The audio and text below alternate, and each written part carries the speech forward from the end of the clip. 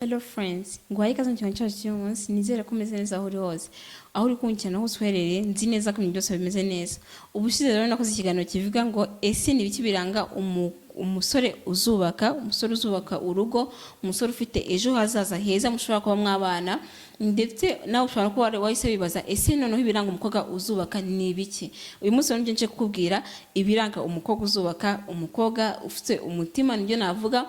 Umukobwa wumva ko niba uri umusore ufite gahunda yo kuba washaka umugore, mu gihe ufite umukunzi umeze gutya, ufite imyitwarire ngiye kubwira cyangwa se imico ngiye kubwira, witwara mu buryo ngiye kubwira, nakubwira ngo ntumuveho, umenye ko ni umwe mbese mu bantu benshi uba umeze gutyo.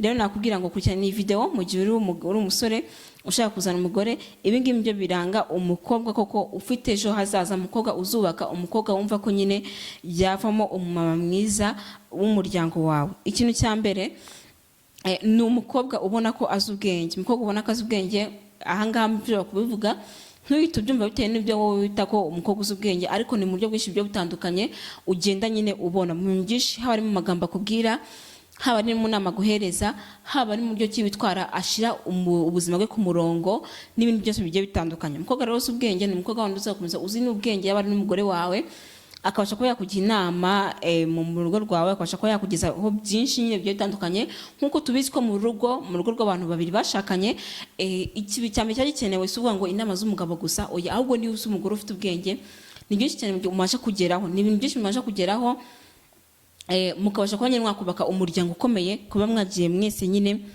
mureba hirya no hino nk'abantu nyine bazi ubwenge. Rero umukobwa uzi ubwenge ntago nk'uko hari n'abagabo baba bazi ubwenge, ariko n'umukobwa uzi ubwenge nawe uramureba ukamumenya bitewe n'ibyo avuga, n'ibyo akora, n'ubuzima bwiwe uko abugenderaho ku murongo, n'ukuntu nyine ari serious mu bintu byose akora. N'umubona rero nakubwira ngo uyu mukobwa uzamenye ko ari umukobwa uzubaka. Ikindi ni umukobwa wiyubaha kandi wiyitaho. Kwiyubaha ndetse no kwiyitaho mu byose akora, mu buryo bwose hari ukuntu kuvuga ngo iyo mvuze ngo kwiyitaho nyine umukobwa wumva ko nyine ari smart, yitaho kandi nyine azi ko nyine agomba kuba ameze neza, azi ko agomba kuba neza, kandi nanone kwiyubaha hari ikintu nyine umukobwa ashobora kuba atakora bitewe n'uko n'impamvu runaka, kandi ukabona ko pe aragishaka kandi biva ko yagikora, ariko bitewe n'uko yumva ko kugira ngo wubahwe bitangire n'uko nawe ugomba kubanza kwiyubaha, akumva ko nyine byo agomba kwirengagiza cyangwa se kureka kugira ngo abashe kuba nyine byagenda neza, kugira ngo n'abandi babashe kuba bamwubaha. Rero umukobwa wiyubaha kandi wiyitaho, nakubwira ngo uyu yavamo umugore mwiza cyane mu gihe cyanyu kizaza, mu gihe muzaba mufite umuryango, mwebwe mwarabanye mwamaze gukora mariage, nakubwira ngo mwiza cyane gushaka umugore nk'uyu nguyu. Umukobwa uvugisha ukuri kandi w'inyangamugayo. Ahangaha bihuye n'umusore cyangwa se umugabo w'inyangamugayo kandi uvugisha ukuri, n'umukobwa rero uvugisha ukuri kandi w'inyangamugayo. Kuvugisha ukuri ntakubeshye. Hari ukuntu umuntu abeshya umuntu ariko uzubona akantu gatamubeshye cyane, ariko hari ukuntu umukobwa usanga wari umukobwa uvugisha ukuri mu bintu bibi cyangwa ibyiza. Hari ukuntu nanone mu rukundo abenshi bakuvuga ati ngo ndamubeshya kugira ngo atarakara, ndamubeshya kugira ngo atabona iyi defu, ndamubeshya kugira ngo atumva ko nakoze amakosa. Ariko menya ngo wa muntu wahisemo kukubwiza ukuri, byange bikunde cyangwa se bipfe cyangwa se bikire, ndakubwiza ukuri, umenye ukuri kwanjye. Nakubwira ngo uyu muntu mwiza cyane kandi umuntu w'inyangamugayo. Hari ukuntu ushobora kubwira umuntu ikintu ariko mu by'ukuri nawe uzi neza ko ikintu umaje ukizi, kugira ngo uvuge ko atakubeshya, ahubwo ugasanga akubwije ukuri mu utakekaga. Rero muvuga ati uko bisa kose uyu muntu nibura nawe ambwije ukuri, niyo twatandukana cyangwa se nibagenda gute, ariko ambwije ukuri. Menya neza ko uyu mukobwa mu gihe wamutomboye, mu gihe wamubonye, ni umukobwa uzubaka kandi ufite ejo hazaza heza, nawe ubwo wahiteganyije, kandi ushobora no kugeza umuryango wawe ahantu heza cyane. Ikindi ni umukobwa ukunda abantu, umukobwa ufasha abantu, umukobwa ufite umutima mwiza, umukobwa ukunda abantu ahava akagera, wumva ko yafasha abantu mu buryo bwose ashobojwe mu mbaraga ziwe. Umukobwa ukunda abantu. Gukunda abantu rero bizatuma urugo rwawe rugendwa. Gukunda abantu bizatuma akunda abana bawe, yumve ko umuryango wawe ariko cyo kintu cya mbere ashyize imbere. Umukobwa ni umuntu mwiza, kuko abantu bose ntabwo ariko bakunda abantu. Hari umusanga adakunda abantu, kumva nyine abantu nta nubwo abitayeho, ariko hari ukuntu uzaba uri kumwe n'umuntu wumve niba abonye umuntu akomeza amuvuga uriya muntu yambabaje, uriya mugenzi we, uriya muntu uri kumara amufasha gutya, cyangwa se nagiye gufasha kanaka bino na bino, atanakuna n'iwabo, ariko kumva nyine hari ahandi hantu yagiye kubikora, nyine yagiye gufasha n'abantu. Rero umukobwa ukunda abantu, nakubwira ngo ni umukobwa ugomba kumva ko rwose yakubera umugore, kandi numva umukobwa umeze gutyo ntabwo uzaba uhisemo nabi mu gihe uri umusore washatse uwo umukobwa udahindagurika. Niko udahindagurika mu byose avuga. Nakubwira ngo ni byiza cyane. Hari ukuntu ushobora kuvuga ati njye sinywa inzoga, ejo ugasanga nizo ari kunywa. Njye sinywa ndakwambara ibintu bigufi, ejo kaza gusukuzura byo yambaye, ugasanga umukobwa arahindagurika.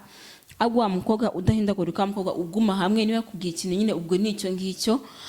Menya neza ko ari umukobwa ushaka gufata umwanzuro uyu munsi, ndetse n'igihe uzaba mushatse akashobora kwifatira umwanzuro kandi ntabashe nyine kuba yawuvaho ngahindagurika kubera impamvu nyinshi zitandukanye. Nanone mukobwa ashobora kuba ari umukobwa uzakugumaho haba mu bintu byiza haba mu bintu bibi, kuko nyine ntabwo ndakunda guhindagurika. Ikintu yafashe nk'umwanzuro nyine nicyo akomeza nyine afata umwanzuro kandi akumva ko nicyo cyiza nyine.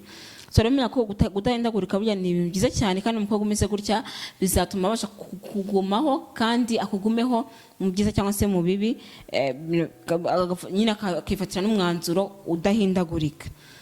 Umukobwa ukwemera mu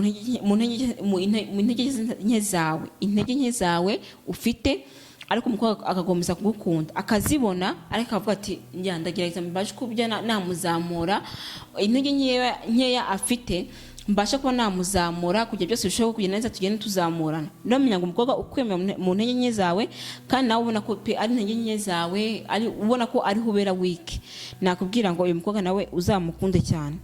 Umukobwa mu by'ukuri ubona ko wishimira uburyo cyabanye n'ababyeyi biwe. Umukobwa uburyo wishimira iyo ubonye ubwo cyabanye n'ababyeyi biwe wumva ubyishimiye. Rero nakubwira ngo umukobwa rwose ntuzamucike. Aha ngaha bivuze ko hari abantu benshi muri usanga batabanye neza ababyeyi babo, ariko biterwa nanone kubanza kureba impamvu, kuko bishobora kuba biterwa ndetse n'ababyeyi bose. Ikibazo kiri ku babyeyi be cyangwa se kiri ku mukobwa.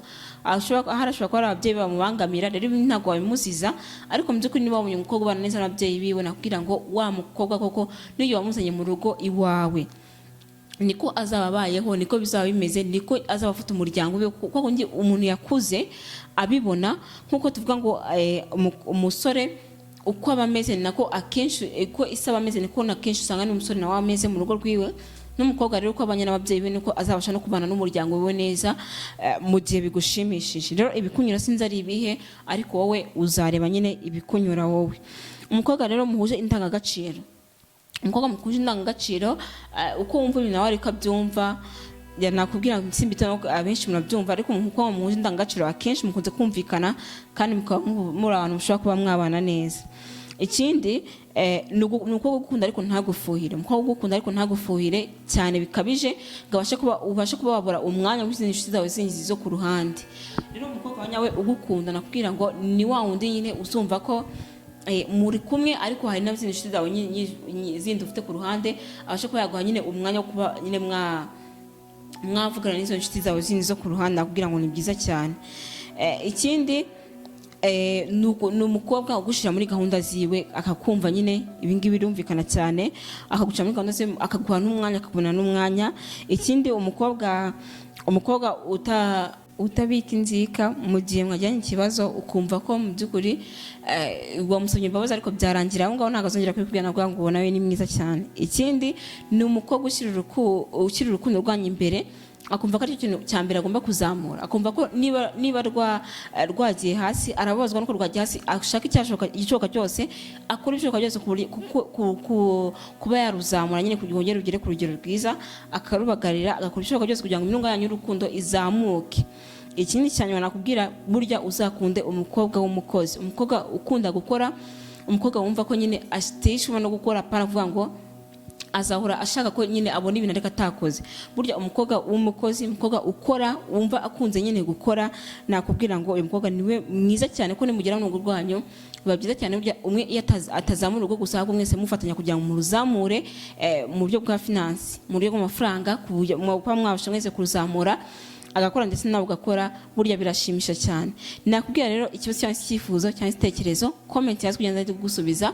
Kwibutsa ko na subscribe, utarayikana ko na subscribe cyane, biragufasha cyane. Mbibutsa kuba mwasapotinga mushishije muri like, muri comment zanyu, muri share, byose ndabikunda cyane, kandi nawe biramotiva gukomeza gukora nkuko maze kumenyera. Mwakumira nyise Mpenzi Lisi. Bye bye.